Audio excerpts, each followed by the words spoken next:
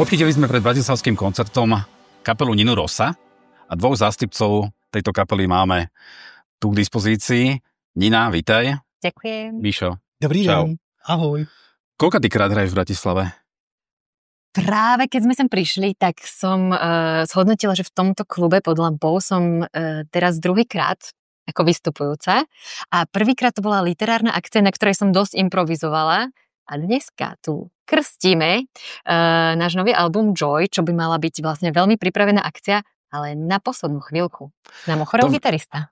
To vieme, k tomu sa dostaneme. Takže budeme improvizovať. A hrali si v Bratislave už aj na iných miestach? Áno, hrali sme v Cvernovke, sme krstili vlastne, tam bol slovenský krst prvého albumu. Hrali sme v Romerovom dome. Áno, čítárne v sme tu hrali u Červeného raka. Áno, to bolo také. Takže máme to tu radi. Jo. Ja by som mal povedať asi na úvod, že na Slovensku možno, že nie ste veľmi známi, ale v Čechách to meno rezonuje stále viac, aj české médiá o vás majú záujem. Som dokonca videl nedávno nejaký rozhovor pre České rádio Vltava. To sa ako na vás dostalo? Ja shodou okolností som externista Rádiu Vltava, ale verím, že to nebolo touto osobnou protekciou. Ale myslím, že vlastne Český rozhlas Trojka Vltava je niečo ako náš Devín a oni dlhodobo podporujú alternatívne kapely a tak akože hrajú nás. Takže to sme radi. Keby sme mali vás niekam zaradiť do nejakého žánru, tak vy sa radíte medzi alternatívne kapely alebo medzi jaké kapely? Dalo by se říct, já teď dokonce někde vyšel takový krásný žebříček, kde nás zařadili, což mě potěšilo, mezi 20 světových nahrávek world music, nějaký žebříček krásný. Takže i jako ten přesah tím, jak je to v několika jazycích a třeba v šest světových jazyků minimálně víc, v mnoha písničkách různě Nina střídá různý polohy. Takže sa skôr radíte do tej oblasti world music, dá sa povedať. Áno, by sa dalo říct. Už sme sa s tým stotožnili. Zo začiatku sme boli váhaví, ale vlastne áno, do world music sa zmestí toho naozaj veľa, takže aj my.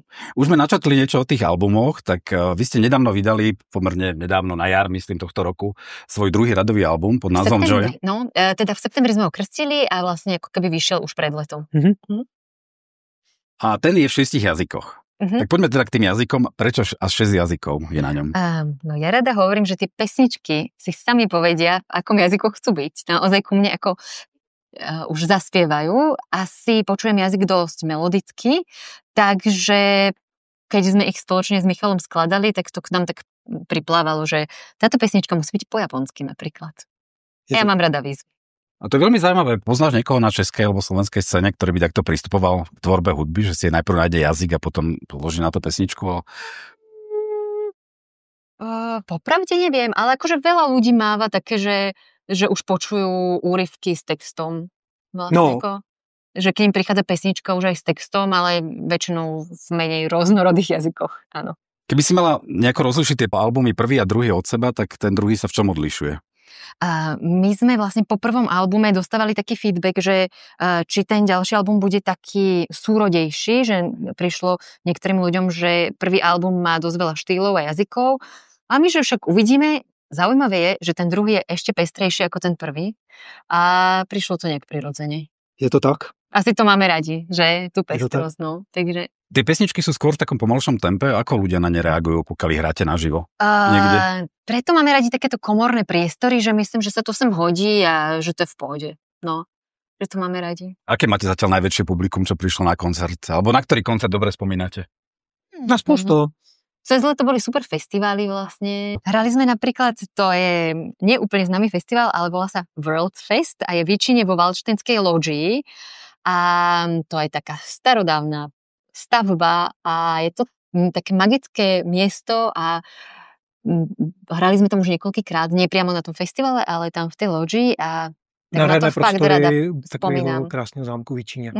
Nina, ja teba prezradím, že ty si dosť cestovala. Myslíš, že to cestovanie ovplyvnilo tvoju tvorbu? Rozhodne. Preto počas covidu som mala veľmi ťažké obdobie, že pre mňa vlastne tie cesty ku mne prichádzajú, vlastne ku mne prinášajú tie inšpirácie a pre Michala tiež myslím, no, takže... Rozhodne. Cesty človeka ovlivním. My keď sme robili jeden písomný rozhovor niekedy pred pár rokmi, to bol jeden, myslím, že z prvých rozhovorov pre New Model Radio, čo si robila, tak tam si spomínala, že ťa ovplyvnila indie hudba z Kapverdských ostrovov? To si myslel ako vtip, lebo to neverím tomu, že tam nejaká indie scéna existuje. Áno, bola som, že vršovický pop a indie z Kapverdských ostrovov. Bola to taká nadsázka na to, že ako radi kombinujeme tie zahraničné štýly s nejakým našim československým feelingom. A však hudbu z Kapverdských ostrovov mám naozaj rada. Mám aj obľúbenú spevačku Majru Andráži a je tam vlastne kopec iných hudobníkov. Nikdy som tam nebola, veľmi by som sa tam chcela pozrieť. Víš, že tú spevačku my v rádiu napríklad hráme. Áno, ja viem. Neviem, ktoré iné rádio to hrá asi na Slovensku, alebo v Čechách asi veľa nie je. Čo myslíš, čo ďalšie ťa ešte ovplyvnilo okrem toho cestovania? Možno aj to, že my sme vlastne taká rodina z rôznych kútov. Môj detko bol Bulhár napríklad, moja prababička Slovinka, pradetko Nemec, takže že možno ako vlastne tá kombinácia a prístupnosť, nejaká tá európska príslušnosť je mi taká prirodzená. Normálne hrávate traja alebo štyria? Normálne hrávame traja. Takže trio Nina Rosa stále platí, lebo niekde som už videl, že ste boli aj štyria. A my sme vlastne mali teraz Pražský krst, kde sme mali hostí. Je to tak, tam jsme měli jako speciální hosty, který většinou Tonda nahrál, náš kytarista, který je nemocný. A zdravíme ho na dálku, tak nahrál spousta jiných nástrojů na tu desku. Basu, bicí, kytary. Ale jeden člověk to nemůže obsáhnout, tak... Ale máte tam aj kachon občas? Alebo... Ano, to všechno nahrál Tonda. Takže proto jsme, aby jsme mu ulehčili ruce, aby nemusel suplovat 3 nástroje najednou, včetně kytary, na kterou je jeho hlavní nástroj, tak jsme si vzali hosty, ktorí nám vypomohli. Ja ešte, Michal, na teba prezradím, že ty máš aj kopec ďalších projektov a že hráš aj s Barou Zmekovou. Taky. Ja som jeden koncert Bary Zmekovou videl v Ostrave, ešte pred covidom. A ten koncert dokonca bol vyhlásený ako najlepší koncert toho večera, alebo sme hlasovali. Bolo to famózne, ja si dovolím tvrdiť, že ten koncert bol... Áno, Crossroads. My sme tam hrali obidvaja s ňou. Áno, aj ty si tam bola chvíľu, ale myslím, že nie celý koncert. Celý koncert? Áno. Myslím, že najväčšiu atmosféru tam urobil práve ten akordeón. Aspoň mal som z toho taký dojem, čo napríklad niekedy sa mi zdalo, že aj pri pesničkách Navarovej alebo niektorých iných takýchto folkových speváčov, že urobil ten akordeón na lepšiu atmosféru. Ako dlho používaš tento nástroj? Od 3 let. A myslíš, že tú atmosféru robí ten tvoj nástroj tú hlavnú, alebo myslíš, že to je súzvuk všetkých nástrojov, ktoré... Určitě souzvuk a je to i to energie, přátelství. Ano. Což jsme jako využili i do té desky, takže za to jsem jako rád. No, jakože to je jakoby to seskupení Nina Rosa je zároveň o tom důležitém přátelství, čehož se taky některá z těch písniček dotýká. A s Bárou koncertuješ stále? S Bárou koncertuju stále. Musím říct teda, abych ještě celistvě odpověděl na tu otázku, že každá z mých kapel je vlastně takové velké přátelství. To je strašně důležitý jako v muzice. Být napojený na stejné vlně s těma lidma. Úplne ideálne. Keby ste mali nejako oddeliť to slovenské a české publikum, sú tam nejaké rozdiely? Alebo vidíte tam, že ľudia na Slovensku reagujú inak ako v Čechách? Určite. Myslím si, že jo. No tak to ma zaujíma. Prečo? Hovorievali sme si, že na Slovensku sú diváci trošku spontánnejší, že ich ľahšie akože roztlieskame alebo roztancujeme, ale príde mi, že v posledných asi 2 rokoch vlastne aj české publikum sa chytá. A aj tancuje, aj sa pridáva, aj tlieska a tak, takže... Ja som sa minulé rozprával s Petrom Bálikom zo skupiny Živé kvety, ktorá teda už neexistuje, a Petr Bálik povedal, že v Čechách viac ľudia chodia na koncerty počúvať a na Slovensku, že viac si chodia zaskákať.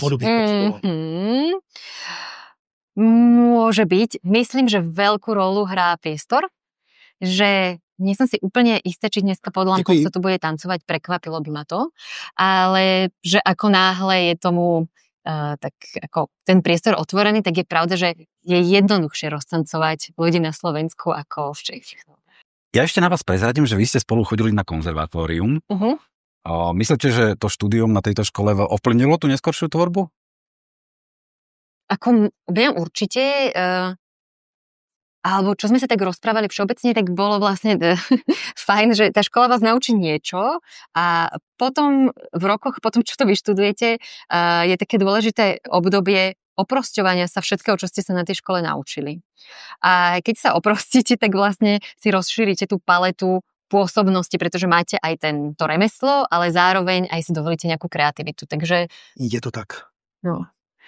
Čo bude ďalej? Máte už nejaké pesničky nové pripravené na ďalší album? My máme veľa nápadov, ktoré sa nezmestili na túto platňu, takže sa tešíme, že budeme na nich pracovať a tešíme sa na koncerty, Já se na leto, na festivaly. Ten ďalší album bude vyzerať nejako ináč?